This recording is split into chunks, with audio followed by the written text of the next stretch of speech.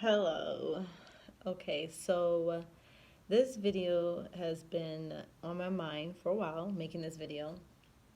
And this is going to be my story about me not being a Jehovah's Witness anymore. It's been very difficult to make this video, I would say, because with comes with putting my story out. However, I've been wanting to do it because I no doubt know other people's stories have helped me, and this is gonna be a little hard because it's kind of like just like the solitude of just it being more real that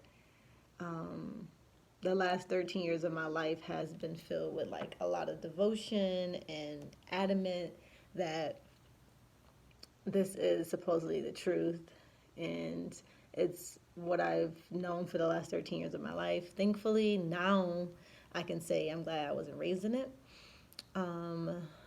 But 13 years is a long time to be involved in a religion that you live by every day, you eat, breathe. Every decision that you make is based on the religion.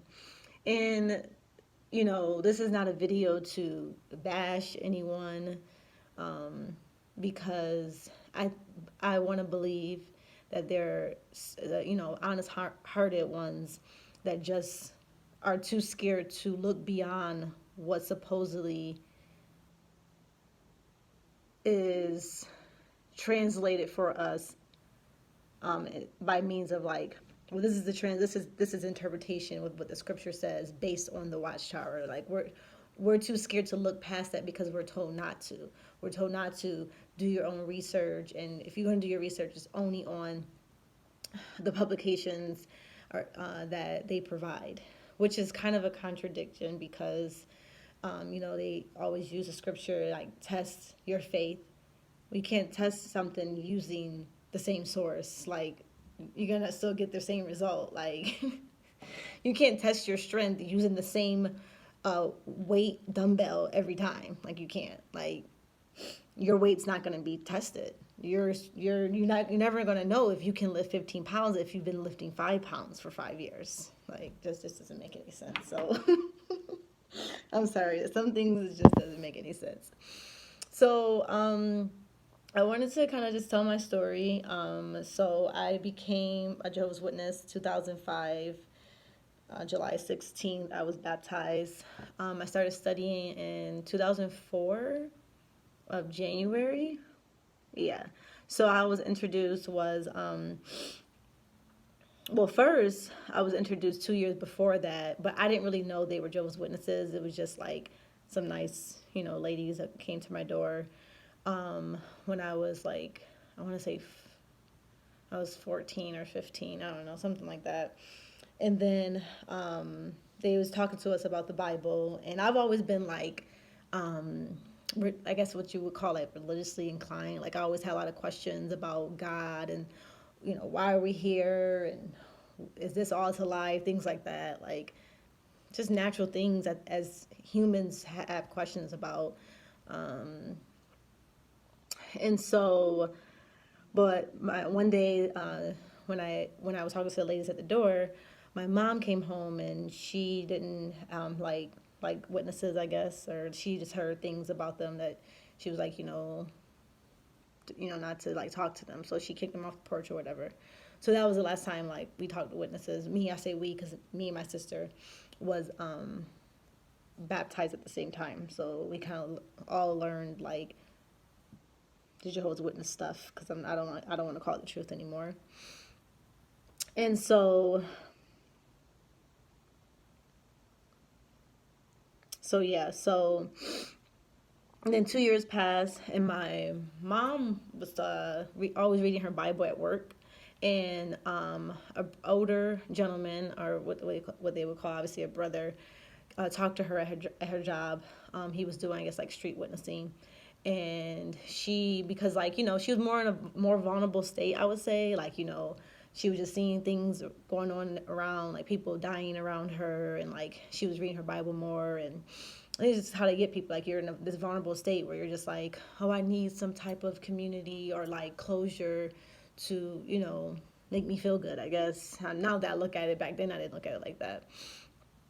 And so she agreed that she would have a Bible study. And so she came home and told us that we were going to study with the witnesses. And then, because I'm known for being very outspoken and having a little bit of a smart mouth, at this time, I think I was 15, because that was the last time I celebrated my birthday, was when I was 15.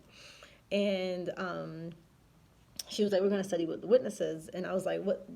Were those the same people 2 years ago, like, you cursed out? Like, you said not to listen to them? Like, why would we study with them? And she was like, they call me Andy for short. She was like, Andy, just listen. You just do it. We listen to my mom. Like, when she tells us, we listen. So I was like, yeah, okay, I guess. Like, I'm thinking, like, she's not going to really stick to it anyway, so I don't know why we're doing this. So we studied, and we started making progress, me and my sister, and then my mom as well. And so me and my sister got baptized first. I'm keeping the story short, and because I kind of want to tell why, like, I'm not a witness anymore. So, or why I chose to step away from Jehovah's Witnesses. And so we got baptized first, me and my sister, and then my mom, I think like a year later or something like that. And so, yeah, that was kind of our journey. And I will touch on, like, because some people might wonder, like, then at first you were like reluctant, and what made you, want to do it, I guess, like study. I think it's like at first, you ask these questions, and supposedly they're answering right from the Bible, but then you don't realize that a lot of this stuff is interpretation of the Watchtower, and not what the Bible just has to say. There's an interpretation behind it. And so I guess I really didn't see that. And I was young, I was a teenager. You feel like you're doing the right thing. You're being moral, like you have morals. And, my mom wanted me to study as well, but that wasn't like the main reason, because I kind of made it my own. So, and like I said, like I always wanted to do the right thing. Like, so I want to do the right thing. I want to be a good person, and this religion supposedly helped me to be a good person. So, that was that. But now coming to where I am today in 2019, and part of me still can't believe that I'm where I am today. But I'm very thankful that I am, because I see the organization for what it is, unfortunately. It took me a while to realize, like, you fight against it, you talk to other people about it, they're just like, sometimes I guess they try to make you feel like you're crazy for questioning, but it's like, you say that, in the churches or whatever, when you question, they tell you like, oh, eventually you'll understand, or don't question God. It's the same thing that happens now when after you become a Jehovah's Witness, you start questioning stuff. You're looked at as like, something must be wrong with you. Like, and that's not fair, because the brain is meant to continue to learn and ask questions and wonder. And if the truth, and I keep living by this, supposedly what Jehovah's Witnesses live by, if the truth is the truth, it would be able to withstand any questions that anyone may have. If it's the truth, you should be able to prove it.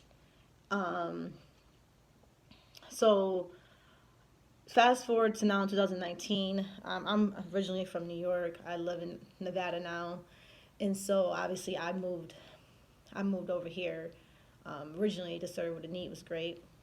And for those who don't know what that is, basically, like, I was made a commitment to like come and help another congregation, to just give more of myself in the organization, giving more of myself in my service to Jehovah, I should say. And so some things like transpired where I got kind of like a little down or discouraged, and started kind of just seeing some like hypocrisy in the congregation, and not so much love And first, you're kind of like told, well, everyone's imperfect. Everyone's imperfect. And I get that. I get that people are imperfect and they don't always supposedly do what we feel is the right thing. But I just feel like just continue to cover it up saying people's imperfect, people are imperfect, people are perfect. It's just, that gets old.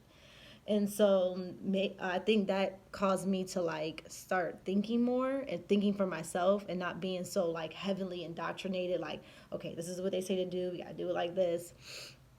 So anyways, I want to get time to the point I had wrote some things down that were like my awakening, like kind of like point, and seeing that some things just didn't add up with the organization. And one of them, I'm gonna get right into the chunk of things, because when this teaching changed back in 2010 is when I feel like when I started really questioning, but you just kind of like suppress it, and you don't want to feel, you want to feel like, you don't feel like you're questioning the organization, because whenever you hear organization, you always hear Jehovah organization. So you just think it's all one. Like if you question organization, oh, you must be questioning God. And that's not, it shouldn't have to be that way. Like, and so the overlapping generations, this I have studied and try to break down, like, okay, what the heck are you talking about? Like, you can't keep changing things. Four different times, almost like 4 different times, the median generation has changed. And the overlapping generations, and I don't want to get into too much detail, and if you don't know what I'm talking about, I'm sure you can search it, has changed multiple times. And so I wrote down some notes as to when I first heard like the definition of what the governing body or the organization said generation was. I remember going out in service the next day saying to my friends jokingly, because I always had like a smart mouth, like, don't y'all think it's interesting now that the word generation, like, we've made up a new definition of it, like whatever Webster dictionary says about generation, just scratch that, because we have our own definition of generation now, that those living all at the same time is the same generation. I said, wow, I didn't know me and my grandmother were the same generation. Interesting. But that's fine, because you're just supposed to accept it. And I just understand like what was the reasoning to like change supposedly a meaning that's in the Bible. Like, what gives you the right to change the meaning of a word, like the definition of a word?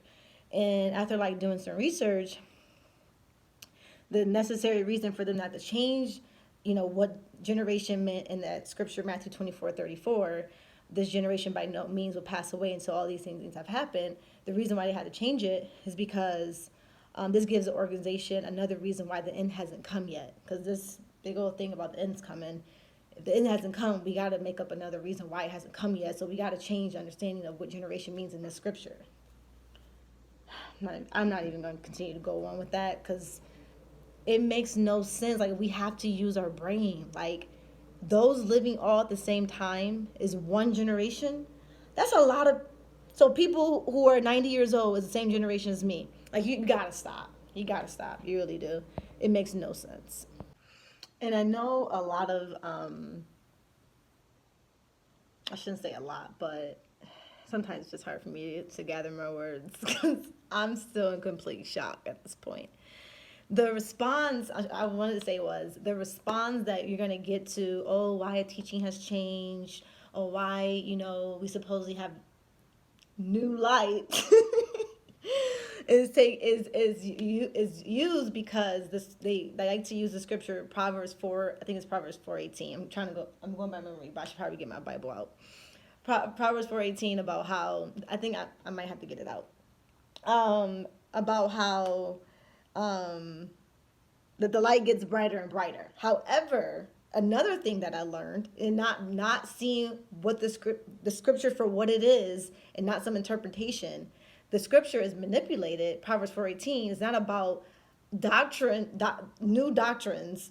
New doctrines is going to change Jehovah. He's going to change his mind and say, you know what, I didn't give you clear information the first time. Let me give you new light.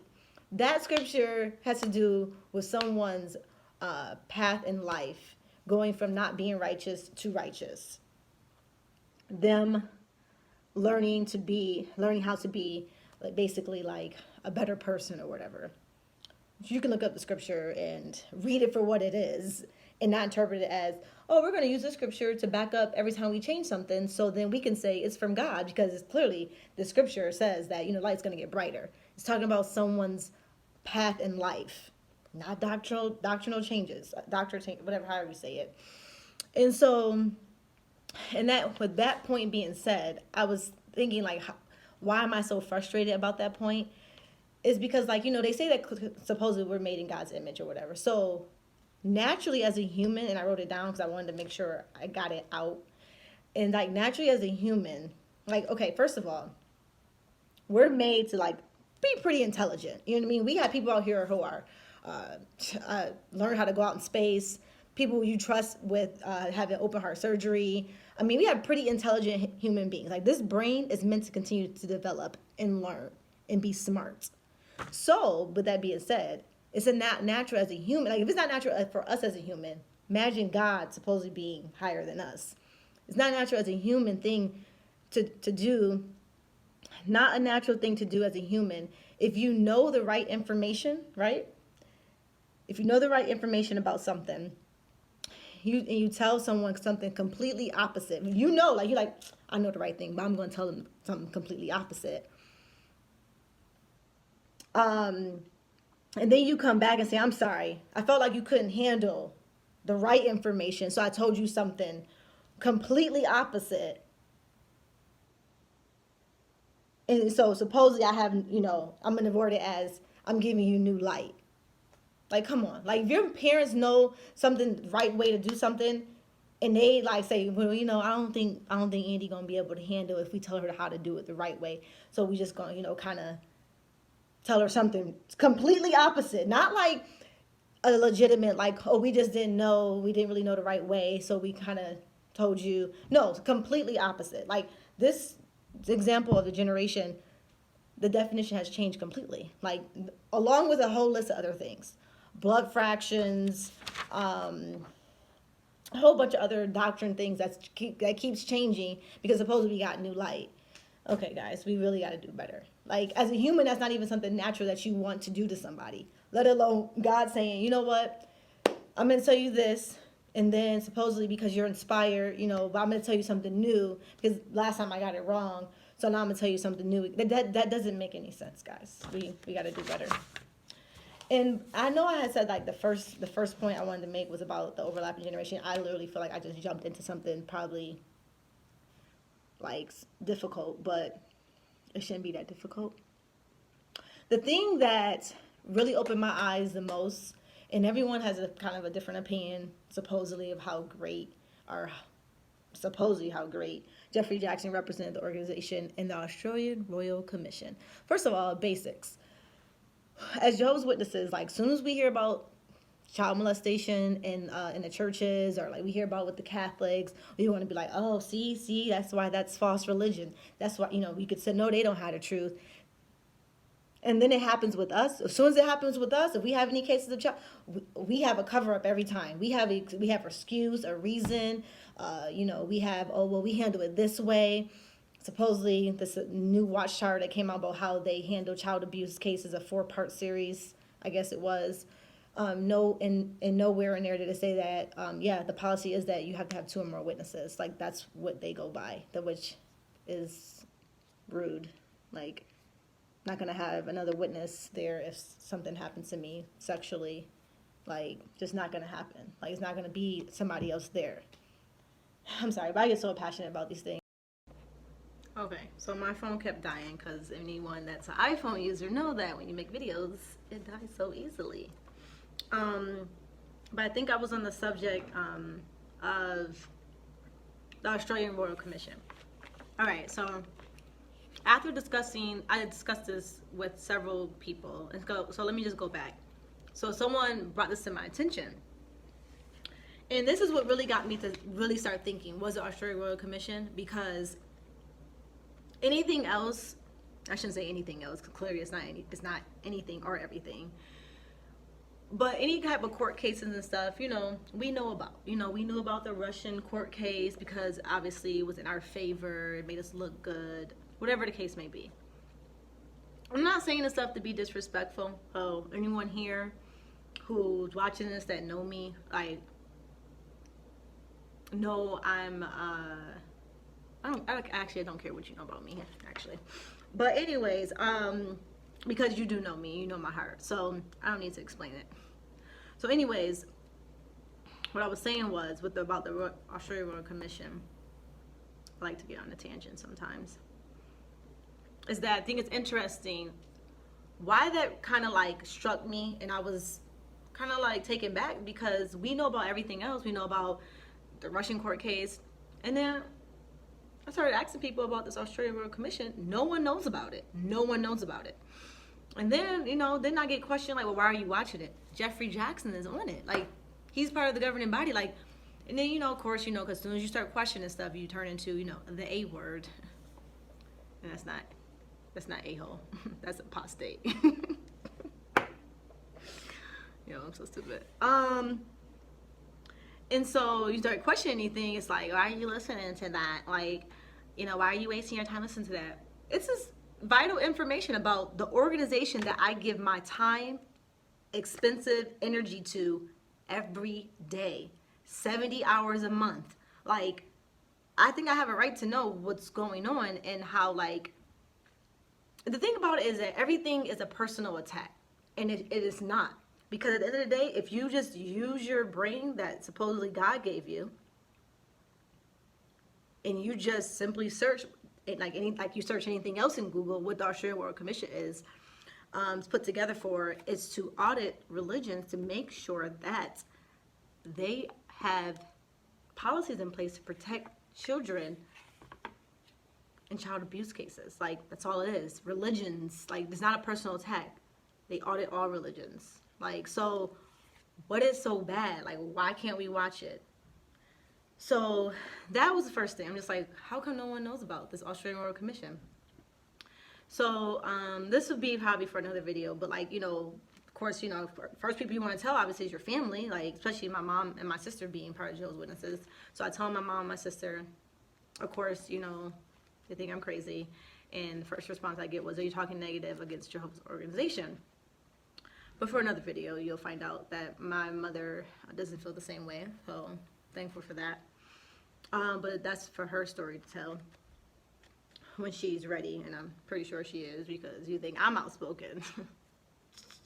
Check out that chick.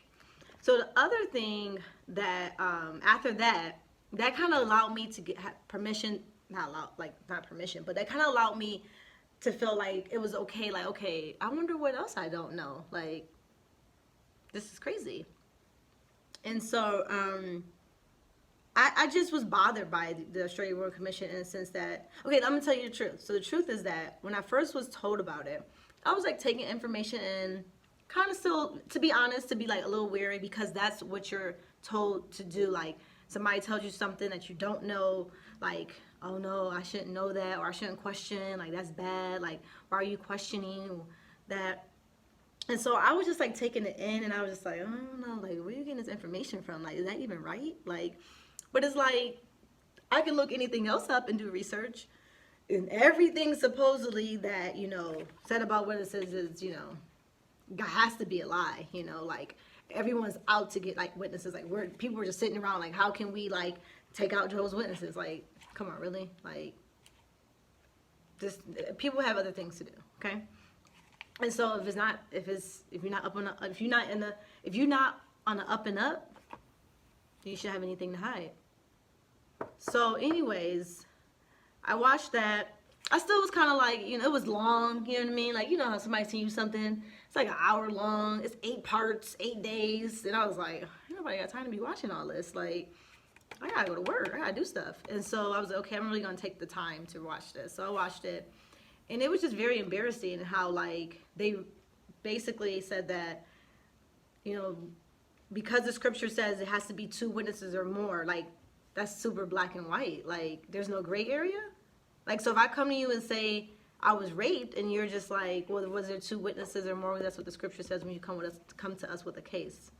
Well, no, because I live by myself, and the person was in my house waiting for me. So how could I have another witness? I'm telling you, this is what it says. Like, you have to watch it in its entirety. People will watch a little bit of it and be like, oh, well, you know, Jeffrey Jackson did okay. I mean, he was under a lot of pressure, you know, so. Okay, guys, that's what you want to believe. So the third thing was the United Nations, which was another thing that when I asked people, either didn't know or they want to be like, well, how do you know that's true? Research, folks, research. Like, records are public. 10-year membership, United Nations. Now, for those who are not familiar, this handy dandy book right here.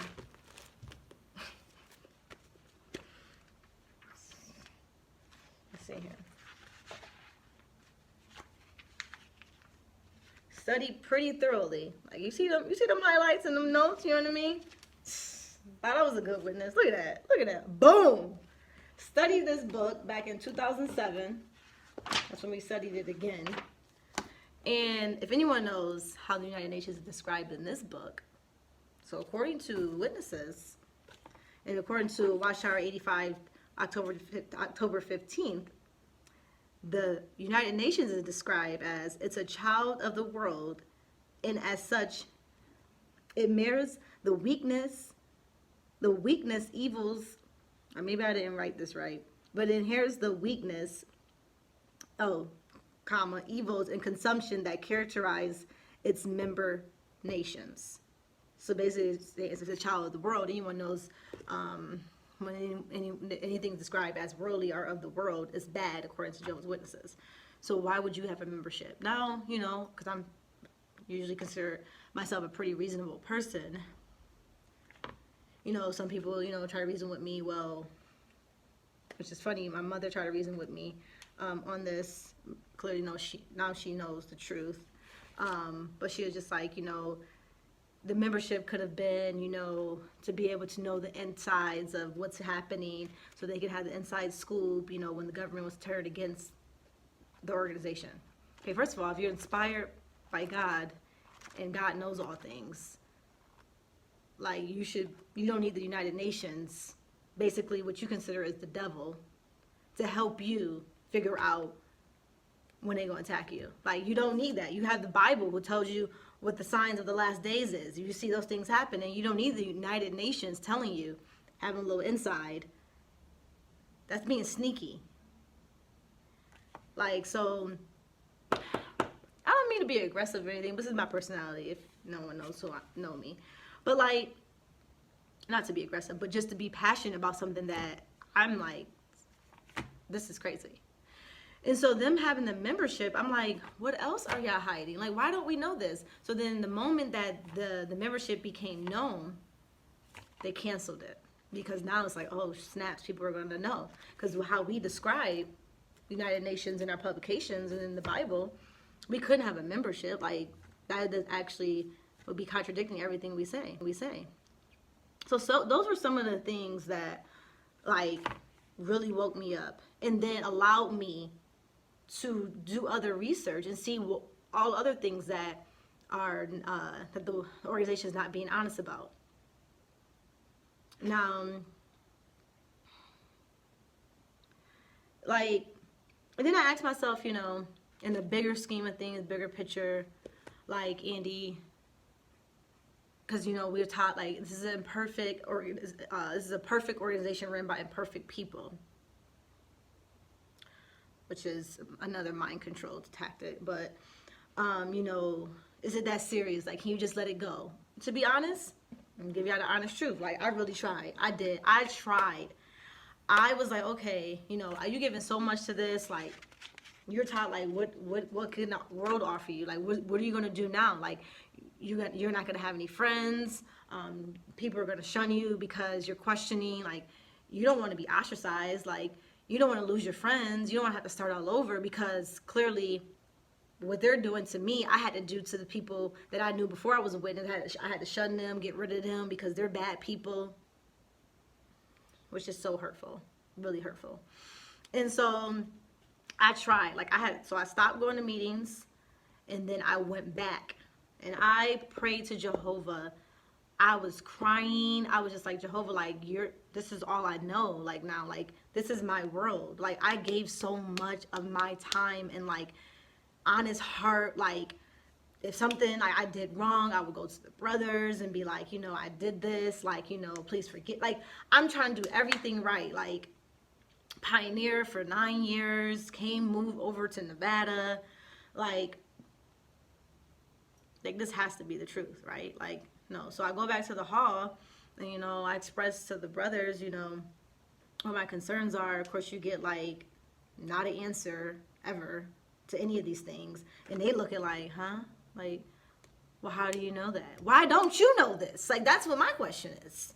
Like, this is public information. Like, no, who has time to be making up, like, you guys have a membership to United Nations? Like you're covering up over 1,000 child abuse cases and not reporting to the officials. Like, you have secret books, like, that tells you how to handle child abuse cases, and then you come out with a watchtower, like, with, like, vague, we take very serious child abuse cases and we act promptly. But what does acting promptly mean? Like, give me a dot, like, promptly. This is what promptly, these are the steps that we do to act promptly. Don't just give me a paragraph, we act promptly. Well, what does that mean? Details, please. Do you call the cops? What do you do? So I really try to go back. I thought about all the people I was going to lose. And this last year has been probably the hardest year for me, because I did lose a lot of people. And the one thing that, I know a lot of people will say, like, Jehovah's Witnesses will say, like, they shun me or, like, whatever. But a large part of me understand that, like, this is what you're taught. Like, I was in it, so I'm not going to act dumbfounded and be like, oh, now you want to shun me, like, because I don't believe the same thing you believe. Like, this is what they're taught. Like, I hate to use the word, but they're brainwashed. Like it's not fair, but, like, you're taught all of a sudden, like, well, Andy, she's questioning things, so she's bad association, so you might want to stay away. Like, oh my gosh, like, what bothered me is that, boom, not baptized, not under the water. You can ask as many questions you want at that table at that Bible study. You can be like, now, can you tell me about this United membership? Like, why would you have membership? The child, you can mention all those things. Of course, okay, no, it's a lot of excuses. But once you get baptized, full-on blown Jehovah's Witness, you're questioning anything. It's not, oh, well, let's just talk to you first. It's like, why do you even know that? Why are you even worried? Why are you questioning that? I'm just in complete shock still. And it's been over a year now.